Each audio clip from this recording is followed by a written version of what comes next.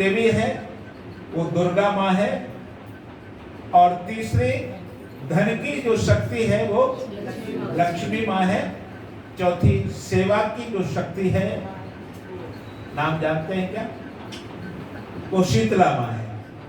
वो कौन सी है? शीतला माँ है। और इन चारों माँओं का यदि कहीं मंदिर है, यदि इन चारों माँओं का स्वरूप यदि कहीं देखना है तो वो माँ है, जन्म देने वाली। ठीक है, माँ के ही अलग अलग स्वरूप बताए हैं। तो जहां माँ हो वहां कभी रुकावट हो ही नहीं सकती। कल से एक माँ का आज जगह जगह रास्ता रोक करके माँ को स्थापित कर रहे हैं और फिर पूजन करेंगे,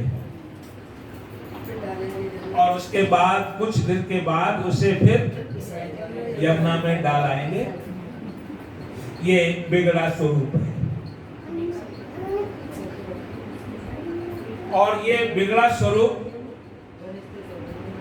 वेद को न पढ़ने के कारण है। इसको न पढ़ने के कारण है, वेद को न पढ़ने के कारण है।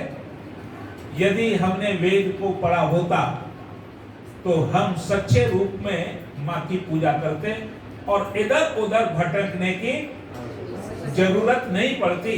घर में बैठी जो माँ है बस उसी की पूजा कर लेते, सभी देवियों का आशीर्वाद मिल जाता। एक और बात कहूं आपको, अभी आज कौन सी दिन है? अमावस्या है। और कौन सी अमावस्या है? पितृ अमावस्या है। इस आज के दिन या 15 दिन से लगातार, 14 दिन से लगातार हम क्या करते आ रहे हैं? पितरों की सेवा करते आ रहे हैं, है ना? कितने दिन करते हैं? बस 15 दिन की जरूरत है क्या? कौन लोग करता है पितरों की सेवा? जी बताओ, श्राद्धों में किस किसने की है? चलो जी बताओ, बाद में बात करेंगे। किसने की है? जो हाँ, मैं यहाँ पर बात कर रहा था, क्या हमको श्राद्ध करना चाहिए? करना चाहिए। श्राद्ध करना चाहिए, और 15 दिन नहीं, 12 महीना करना चाहिए। और 12 महीने में कितने दिन होते? 365 दिन होते हैं। तो दोनों 365 दिन करना चाहिए, और एक दिन में 2 पक्ष वो टाइम होता है, दोनों टाइम करना चाहिए श्राद्ध। ठीक है, सस्ता श्राद्ध हमको नहीं करना चाहिए। सस्ता जो श्राद्ध करता है, याद रखना, उसे सस्ता ही फल मिलता है, ज्यादा बढ़िया नहीं मिलेगा।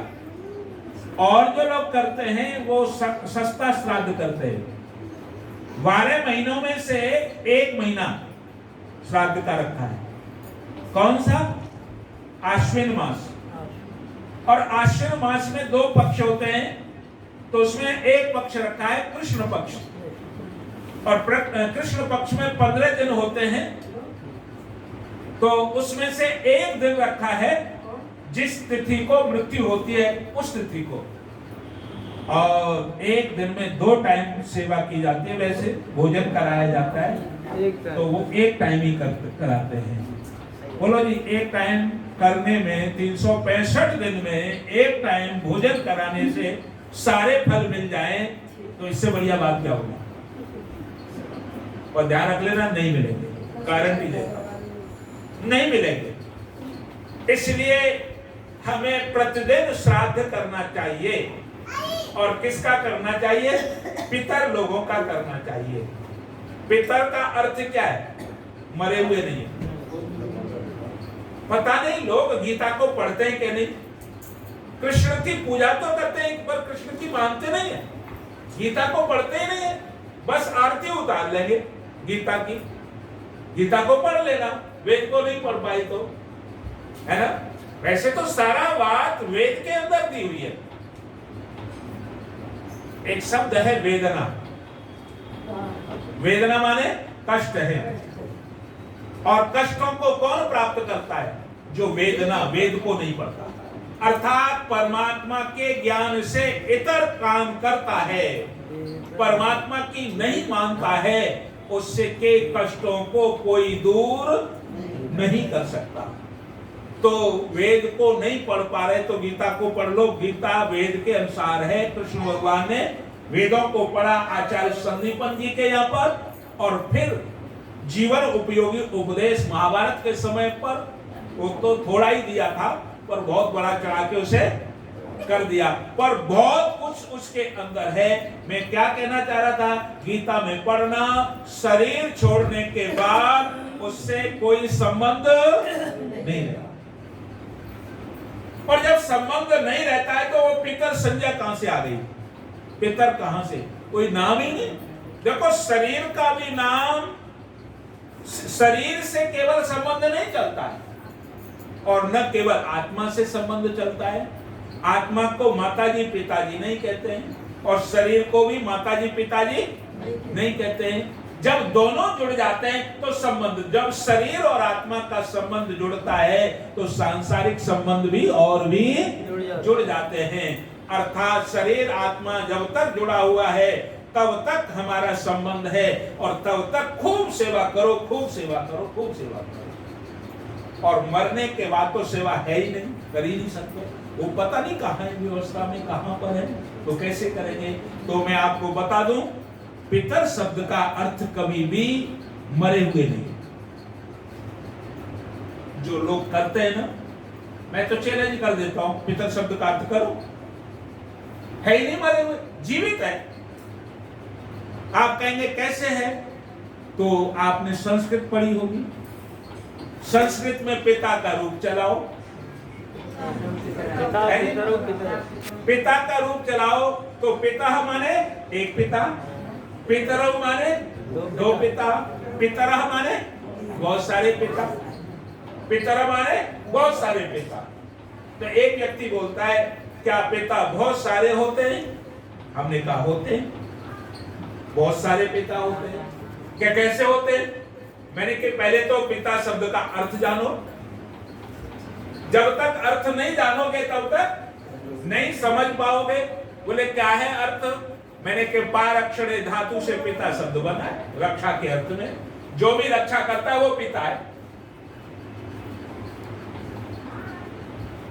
माता निर्माता भवती, जो निर्माण करती है वो मां है। कोई भी हो जिसने भी निर्माण किया है, ठीक है, वो मां है। तो मैं आपसे कह दूं, जन्म देने वाली मां तो मां है ही है, पर बुआ भी मां है, मासी भी मां है, चाची भी मां है, ताई भी मां है, और पड़ोस में जिसने भी हमारा ध्यान किया है, पालन किया है, वो सब मां है। और जो भी रक्षा करता है, चाचा ताया ये जितने भी है, वो सब हमारे पिता हैं। ध्यान रखना, आपको मालूम है मां के नाम से कौन जाना जाता है? देवकी या यशोदा? जन्म तो नहीं दिया, पालन ही किया है ना, पर यशोदा जानी जाती है मां के नाम से। जन्म देने वाले से पालन करने वाला बड़ा होता है। और दोनों चीज एक में मिल जाए तो सोने में और सुगंधी है। जन्म भी दिया और पालन भी किया तो वो सोने में सुगंधी है, ठीक है। पर जन्म देने वाले को जननी कहते हैं, जनक कहते हैं, मां नहीं कहते। ध्यान देना, केवल जो जन्म देती है वो मां नहीं है, वो जननी है, वो जनक है। और जनक और जननी पशुओं में भी पाए जाते हैं। कहां पाए जाते हैं? पशुओं में भी पाए जाते हैं। पर मां का दर्जा उसी को है जो रक्षा करती है, पालन करती है, सब तरह से है, योग्य बनाती है। प्रथम गुरु कौन है? मां है। दूसरा गुरु कौन है? पिता है। इन जीवित माता पिता की सेवा करना ही श्राद्ध है।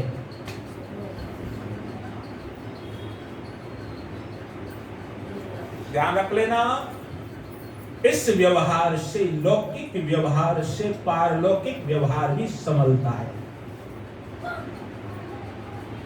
आपकी ऑटोमेटिक भगवान की भक्ति हो जाती है। यह लोक यदि अच्छा है तो परलोक भी अच्छा होगा, और यह लोक अच्छा नहीं है तो परलोक कभी अच्छा हो नहीं सकता। उदाहरण के तौर पर कहो, जिसकी पहली क्लास अच्छी नहीं, उसकी ऊपर की क्लास कभी अच्छी नहीं हो सकती। ऊपर की क्लासें अच्छी करनी है तो पहली क्लास का पाठ्यक्रम पढ़ना पड़ेगा। क्या मतलब? जिसका यह संसार सुंदर है उसी का वह संसार सुंदर होगा। कौन सा? परमात्मा से मिलने वाला। विडंबना है क्या? विडंबना है। यहां तो हम संबंध बढ़िया बनाना नहीं चाहते हैं और भगवान से संबंध बनाना चाहते हैं। ये ध्यान रख लेना, जो जिस व्यक्ति का यहां संबंध नहीं अच्छा, उसका भगवान से संबंध कभी अच्छा नहीं हो सकता। मैं आपके बच्चों को धुतकारूं,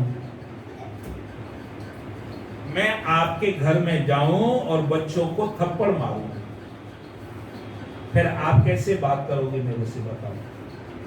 नमस्ते करोगे क्या? है कोई मां? कोई मां नहीं मिलेगी जो उसके मां को तो उनके बच्चों को धुतकारने वाले से हाथ जोड़ करके नमस्ते करे।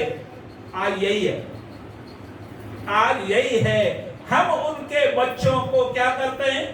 धुतकारते हैं, फटकारते हैं, मारते हैं, काटते हैं और फिर उसका प्यार चाहते हैं। ऐसा कभी हो नहीं सकता। कभी उस मां का प्यार, जो मां होगी वो तो कभी प्यार करेगी ही नहीं। तो मैं क्या कहना चाहता हूं, ये संसार, ये संबंध उस भगवान के क्या है? पुत्र है ये सब, है ना? हम यहाँ के संबंधों से प्यार करें, यहाँ की माँ का आशीर्वाद ले, यहाँ के पिता का आशीर्वाद ले। माता पिता कहने से जो भी माता पिता तुल्य है उनका आशीर्वाद ले, भाई का आशीर्वाद ले, क्योंकि वो भाई भी है ना? वो मित्र भी है, वो गुरु भी है। अर्थात यहाँ का संसार सुंदर है तो ये जीवन सफल हो जाएगा। जिस उद्देश्य के लिए हम आए हैं वो उद्देश्य की पूर्ति होगी। इसलिए माताओं सज्जनों, ये सारा का सारा ज्ञान यदि आपको कहीं प्राप्त करना है तो ये वेद के अंदर ही है। हम संसार को कैसे भोगे, संसार के संबंधों को कैसे जिए, ये सारा का सारा ज्ञान वेद के अंदर है। हमने वेदों को पढ़ना छोड़ दिया, इसलिए दुखी हो रहे। अभी बेटी गीत गा रही थी,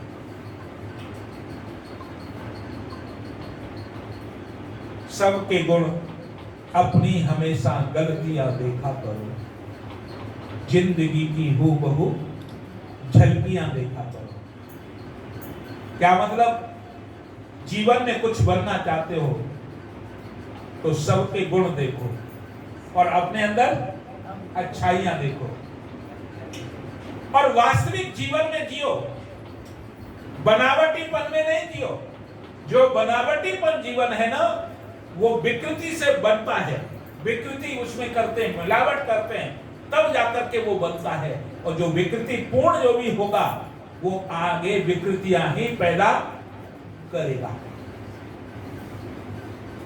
हसरतें मैलों की गर्द तुमको सताए आन कर, कुछ गरीबों की भी जाकर बस्तियां देखा है।